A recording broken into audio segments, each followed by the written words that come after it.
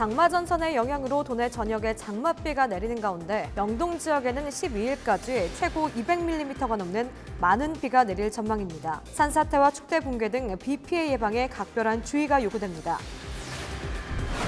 이번 집중호우에 산불 이재민들이 애를 태우고 있습니다. 산불에 상처가 채 아물지도 않았는데 이제는 물 날 일을 걱정해야 할 처지입니다. 산불 피해지 응급복구 현장을 취재했습니다.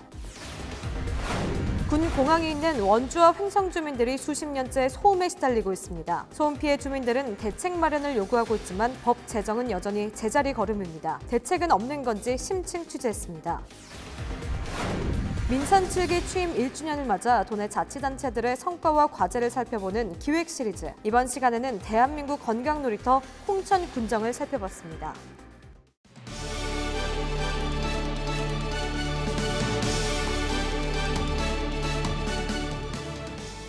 시청자 여러분 안녕하십니까? 헬로티비 뉴스 강원입니다. 첫 번째 소식입니다. 장마 전선의 영향으로 오늘부터 모레 새벽까지 강원도 전역에 장맛비가 내릴 전망입니다. 강원지방기상청은 찬 공기를 동반한 기압골과 고온다습한 공기가 충돌하면서 발생한 장마 전선의 영향으로 많은 비가 내릴 것이라고 예보했습니다.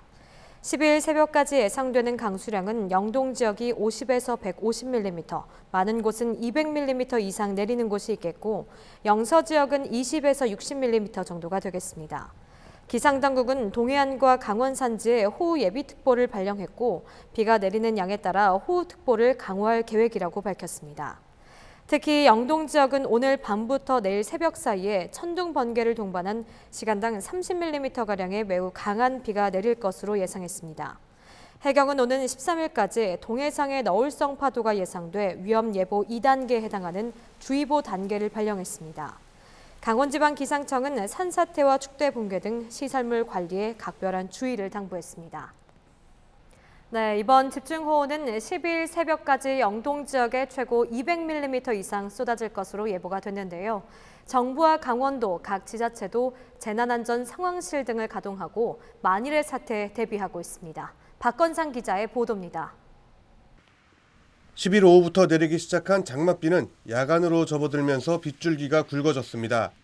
강릉 남대천의 수위도 조금씩 높아지기 시작했습니다. 장마전선이 시속 50km 내외의 속도로 북동진하며 낮 시간에는 다소 소강 상태를 보였습니다. 강한 바람과 궂은 날씨로 인해 동해안 주요 해수욕장과 관광지도 한산한 모습이었습니다.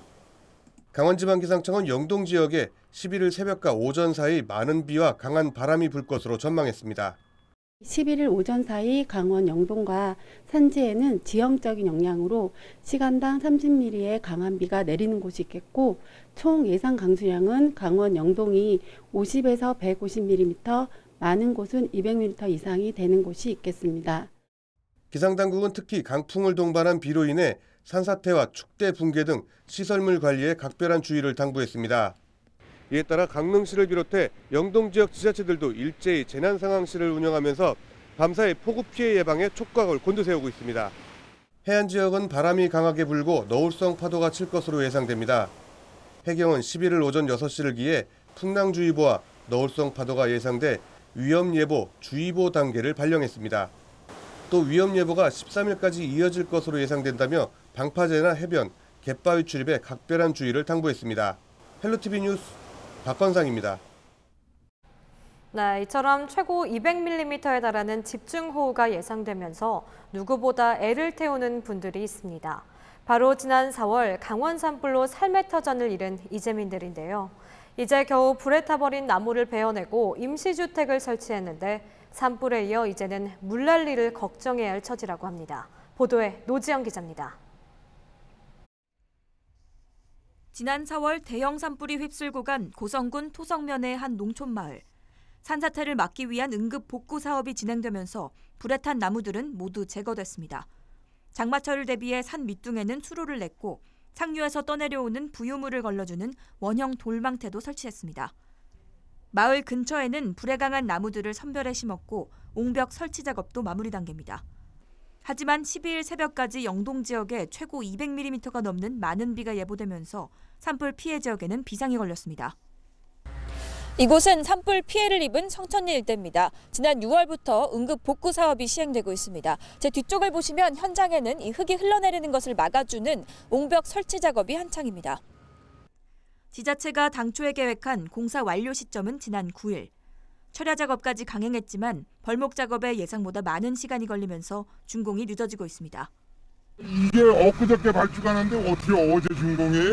그래서 지금 철야를 한 거예요. 어저께도 밤중까지 한 거예요. 잠 어제 24시간에 3시간 잤다고요, 차에서. 그러면 이거 다 쌓아 올리는데 한 얼마 정도 예상하세요? 내일 모레요. 많은 비가 내리면 복구 공사도 중단할 수밖에 없습니다. 지역 주민들은 산불에 이어 이제는 물난리까지 걱정해야 할 처지입니다. 나무가 없으니까 다 탔으니까 이제 불로 자라니까 많이 불안하긴 하겠지. 산불로 유기물이 사라진 토양은 응집력이 떨어져 집중호우 시 산사태로 이어질 위험이 있습니다. 지표에 있던 어떤 지표 식생들 그것들이 어느 정도 저류를 시키면서 천천히 이제 물이 들어오게 했는데 위에 나무들이 없고 지표 식생도 없기 때문에. 고성군은 사업비 총 7억 6천만 원을 들여 이능리와 성천리 등 산불 피해 지역 6곳에 응급 복구 사업을 시행하고 있지만 산사태를 대비한 구조물 설치 등 준공은 7월 중순에야 가능할 것으로 보입니다. 헬로티비 뉴스 노지영입니다.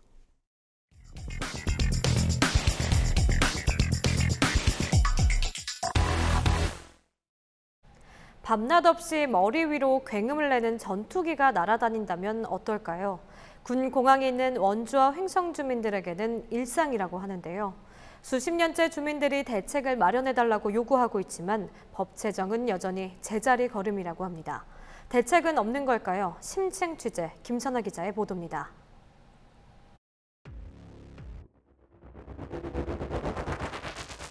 귀가 다 먹고 귀가 정력해 그런데 이거 정신없지.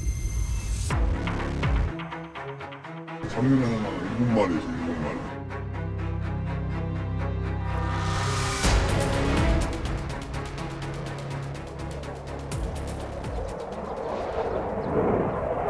네, 저는 지금 횡성의 한 마을에 나와 있습니다. 이곳에 사는 주민들은 지금 들리시는 것처럼 엄청난 굉음에 수십 년째 시달리고 있다고 하는데요. 이 군용기가 지나갈 때마다 나는 이 소음에 주민들은 엄청난 고통을 호소하고 있습니다. 이 주민들의 피해는 얼마나 심각한지, 또 대책은 없는 건지 알아보겠습니다.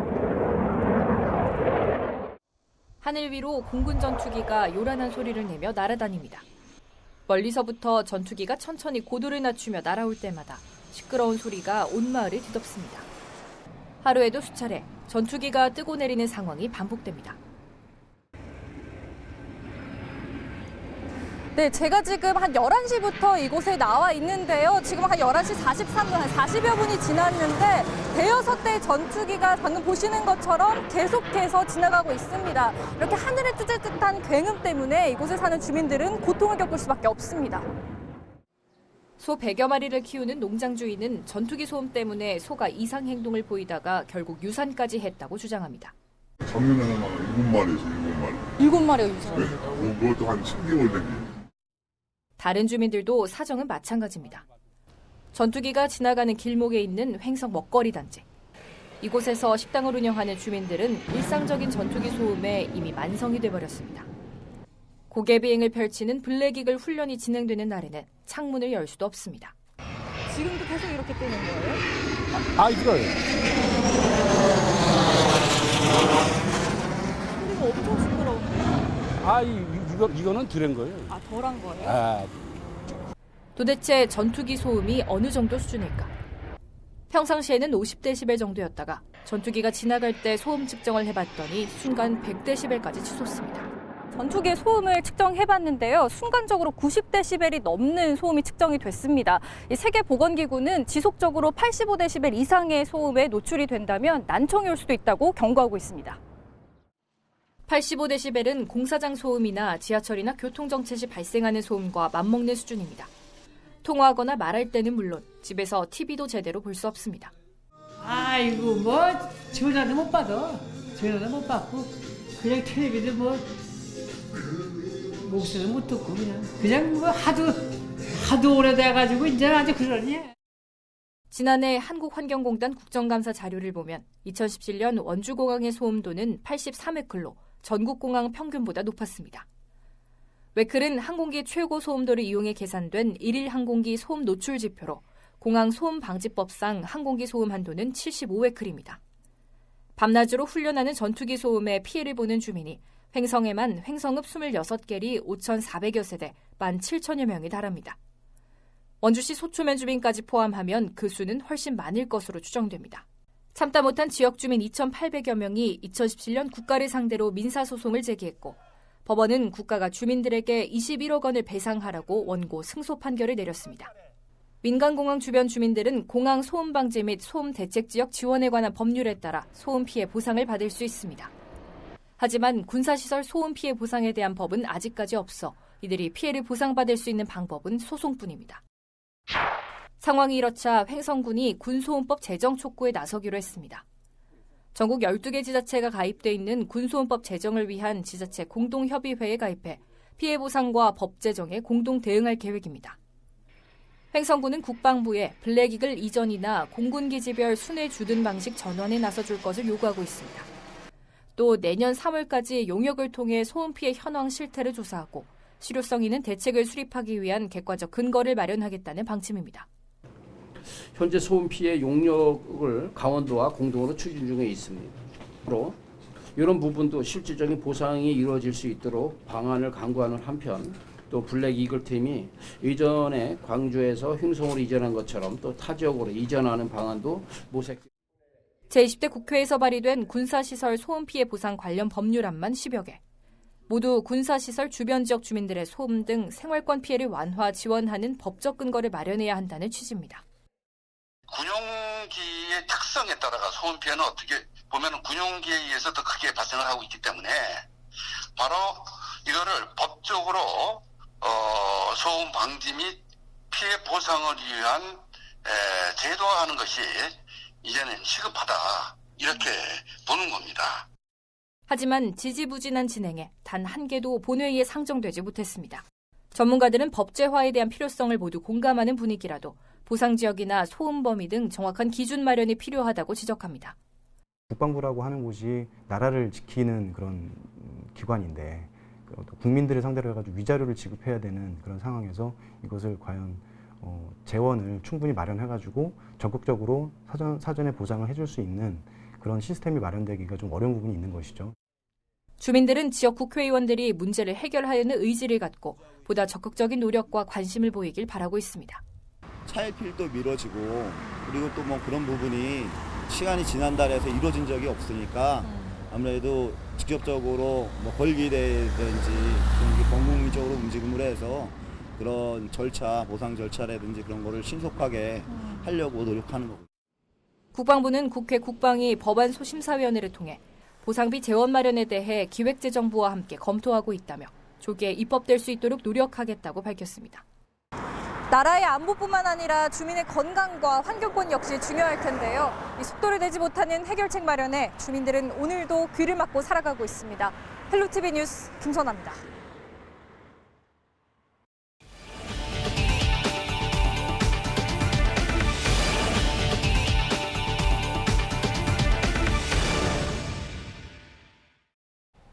민선 7기 취임 1주년을 맞아 도내 지방자치단체들의 성과와 과제를 살펴보는 시간입니다. 오늘은 풍요로운 행복창조 도시를 꿈꾸는 홍천으로 가보도록 하겠습니다. 최근 국책사업인 양수발전소 건립이 확정되면서 지역 경기 활성화에 대한 기대감이 높은데요. 하지만 지난해 말 붕괴된 인구 7만 선 회복은 당면한 최대 과제로 꼽히고 있습니다. 민선 7기 홍천군의 성과와 과제를 장진철 기자가 보도합니다. 한국수력원자력은 지난달 신규 양수발전소 후보부지로 홍천과 충북 영동, 경기도 포천 등 3곳을 선정했다고 발표했습니다. 양수발전소 건립에 국비 1조 원이 투입되는데 그중 7천억 원은 지역에 직접 투자돼 지역 경제 활성화가 기대됩니다. 홍천군 개청 이래 단일 사업으로는 최대 규모의 국책 사업입니다.